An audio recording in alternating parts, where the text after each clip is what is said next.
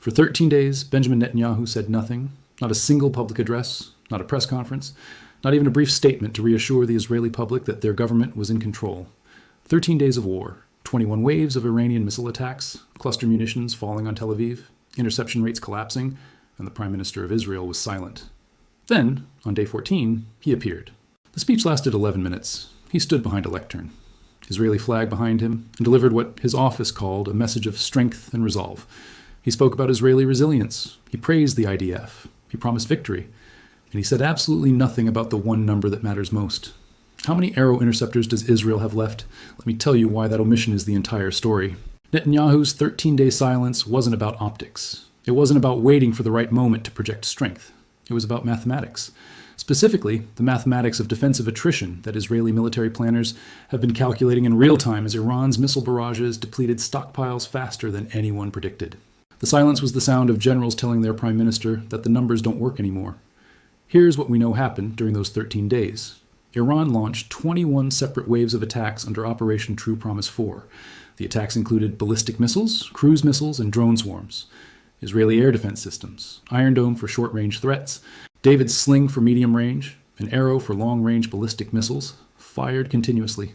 Each interception attempt consumed missiles that cost between $1 and $3 million each. And with every successful defense, with every explosion in the sky that the media showed as proof of Israeli invincibility, the stockpile shrank. Arrow interceptors are manufactured by Israel Aerospace Industries in partnership with Boeing. Production capacity is limited. Each missile requires precision components, advanced guidance systems, and extensive quality control. Manufacturing time for a single Arrow interceptor is measured in months. Israel cannot produce these missiles faster than Iran can fire the weapons they're designed to intercept. That's not speculation. That's industrial capacity versus consumption rate. During the 12-day war last June, Israel expended a significant portion of its Arrow stockpile. Defense analysts estimated at the time that Israel used between 40 and 60% of available Arrow missiles. Resupply efforts began immediately, but manufacturing constraints meant full restocking would take years, not months. Now, 7 months later, Israel is fighting another sustained missile campaign, and the consumption rate is higher than June. Let me give you the numbers that explain why Netanyahu stayed silent. According to multiple defense sources, Israel's interception rate against Iranian ballistic missiles has dropped from approximately 90% early in the conflict to somewhere between 65 and 85% by day 7. That drop is not because Iranian missiles suddenly became more sophisticated. It's because Israeli defensive doctrine changed. When you're running low on interceptors, you don't fire 3 missiles at every incoming threat anymore. You fire 1, maybe 2, and if those miss, the incoming missile gets through. This is called triage. It's what happens when a military that built its strategy on overwhelming defensive superiority suddenly realizes the math doesn't support that strategy anymore. You start making choices. Which city gets protected with multiple interceptors? Which incoming missile is deemed less critical? Which population center accepts higher risk because the interceptors need to be saved for the next wave? These are not the calculations a military makes when it's winning. These are the calculations you make when you're losing the attrition battle. Now, here's what Netanyahu said in his 11-minute address. He stated that Israel's air defenses are the most sophisticated in the world. True. He claimed that the vast majority of incoming threats are being intercepted. Technically true, if 65 to 85% counts as vast majority in your calculus. He promised that Israel would continue to defend itself against Iranian aggression.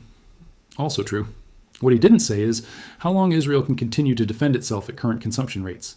If you're asking questions right now about why this matters, hit that subscribe button. Because the mainstream coverage isn't asking these questions. They're showing you explosions in the sky and calling it success. I'm showing you the depletion curve that makes those successes unsustainable. Let me explain what happens when a modern military runs out of interceptors. You don't suddenly lose the ability to defend yourself completely. The systems still work, the radars still track, the launchers are still operational, but you cannot engage every threat. And in a missile defense scenario, partial capability is functionally equivalent to failure, because the missiles that get through kill people. Iran has demonstrated the ability to fire over 200 ballistic missiles in a single day. If Israel's interception rate is 75%, that means 50 missiles get through. 50 ballistic missile impacts on Israeli cities, infrastructure, and military installations. Each impact is a potential mass casualty event. And Israel cannot stop them all because the interceptors are gone. The economic dimension is equally devastating. An Arrow interceptor costs approximately $3 million. Iran's medium-range ballistic missiles, the Kabar Shaken that they've been using extensively, costs somewhere between $200,000 and $500,000 to produce. Iran is trading $500,000 missiles for $3 million interceptors. That's a 6-to-1 cost advantage. Israel's defense budget is substantial, but it's not infinite. The United States provides $3.8 billion in military aid annually. A significant portion of that goes toward Iron Dome and Arrow interceptor procurement. But even with American support, Israel cannot outspend Iran in a sustained missile exchange. The mathematics are brutally simple. Iran can manufacture missiles faster and cheaper than Israel can manufacture the weapons to stop them. During the 13 days of silence, Netanyahu was not just managing a military crisis. He was managing a political one. Because the Israeli public is not stupid. They hear the air raid sirens every night. They see the footage of submunitions falling in residential areas. They know people who've been killed or wounded. And they're asking the same question I'm asking. How long can this continue? Behind closed doors, Israeli Defense Force brass were presenting updated assessments every 6 hours. Each briefing included revised interceptor inventory counts, updated consumption projections, and recalculated sustainability timelines. According to sources familiar with these briefings, the timeline for critical stockpile depletion kept shrinking. Week 3 became Week 2. Week 2 became 10 days. The gap between production and consumption wasn't closing, it was widening. The answer Netanyahu cannot give publicly is the one his military chiefs are giving him privately. Not much longer, not at this pace. Let me tell you what the strategic options look like from inside Israeli command centers right now. Option 1, continue current defensive operations and hope Iranian attacks decrease in intensity before stockpiles run critically low. This is betting on enemy restraint. In military planning, that's called wishful thinking. Option 2, significantly escalate offensive operations against Iran to destroy missile production facilities and launch sites, reducing the number of incoming threats and extending the life of remaining interceptors. This requires deep penetration strikes into Iranian territory, which carries enormous risk of broader regional escalation, and potentially direct confrontation with Russian forces now operating S-400 systems in Iran. Option 3, accept higher civilian casualties by reducing interception attempts, preserving missiles for critical infrastructure defense only. This is politically catastrophic and morally unacceptable, but it's the option that extends defensive capability the longest. Option 4, seek immediate ceasefire regardless of terms. This is strategic surrender. It means Iran achieved its objective. They didn't destroy Israel militarily. They made defending Israel economically and operationally unsustainable. These are the options Netanyahu was evaluating during 13 days of silence. None of them are victories. All of them are variations of managed defeat. If you're still with me, if you're understanding that this isn't about one speech or one politician, it's about the fundamental sustainability of defensive doctrine against mass missile attacks, subscribe to this channel, because we're going to keep tracking the numbers they don't want you to see. Now let me address the elephant in the room. American resupply. Israel's supporters will argue that the United States can and will provide additional interceptors to replenish Israeli stockpiles. This is true. The United States has already committed to accelerating interceptor production. But here's the constraint nobody mentions. The United States is also supplying interceptors to Ukraine. American Patriot missiles are being expended in Ukrainian air defense operations at significant rates. The U.S. defense industrial base is producing interceptors for 2 simultaneous conflicts, and production capacity hasn't increased proportionally. Raytheon, the primary manufacturer of Patriot and Standard missile interceptors, has stated publicly that ramping up production requires time, investment in new facilities, and expansion of specialized component supply chains. We're talking about 18 to 24 months minimum for significant capacity increases. Israel doesn't have 18 months. Israel has weeks, maybe a few months at current attrition rates. Here's the constraint that makes this unsolvable in the short term. Arrow interceptor production relies on components sourced from multiple countries. Guidance systems from the United States, solid rocket motors from Israel, specialized electronics from Europe. This distributed supply chain cannot be accelerated without coordinated expansion across 3 continents. And even if every facility worked triple shifts starting tomorrow, the first additional interceptors wouldn't reach Israeli launchers for 6 to 9 months. The war will be decided long before those missiles arrive. The strategic picture gets worse when you factor in what Iran learned during these 13 days. They learned that saturation attacks work. They learned that Israel cannot sustain 90% interception rates indefinitely. They learned that cluster munitions create disproportionate psychological impact, even when intercepted partially. And most importantly, they learned that time favors the attacker in this equation. But the tactical learning is what should worry Israeli planners even more. Iran refined their launch timing. Early attacks came in waves spaced hours apart, giving Israeli defenses time to reload and reposition.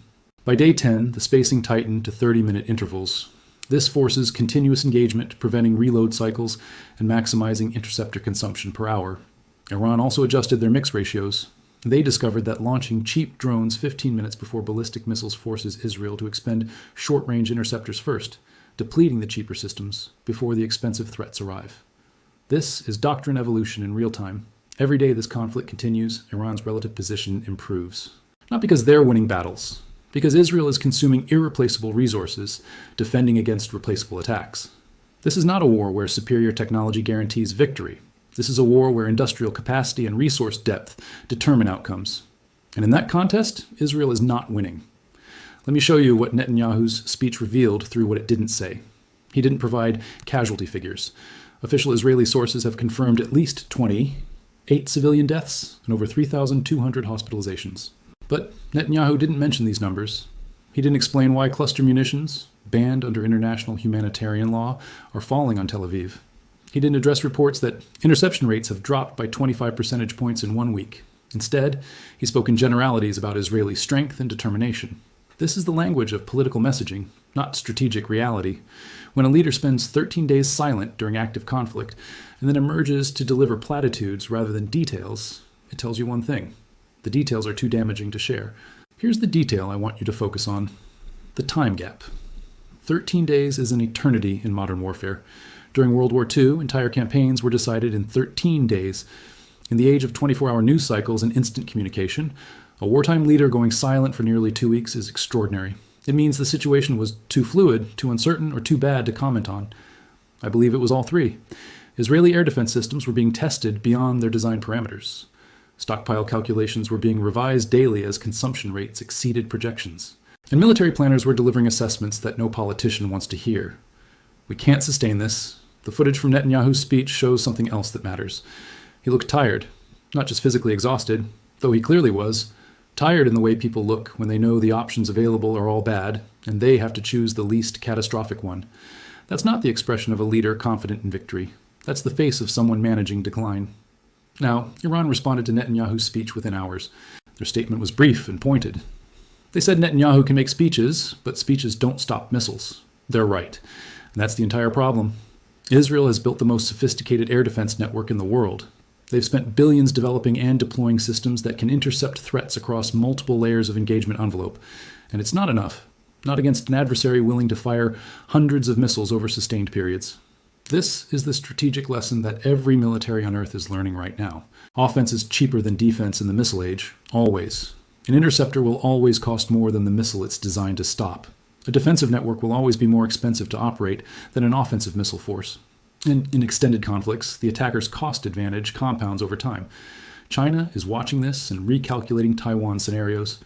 If Israel, with American support and cutting-edge technology, cannot sustain defensive operations against Iranian missile barrages, how would Taiwan fare against Chinese missile attacks?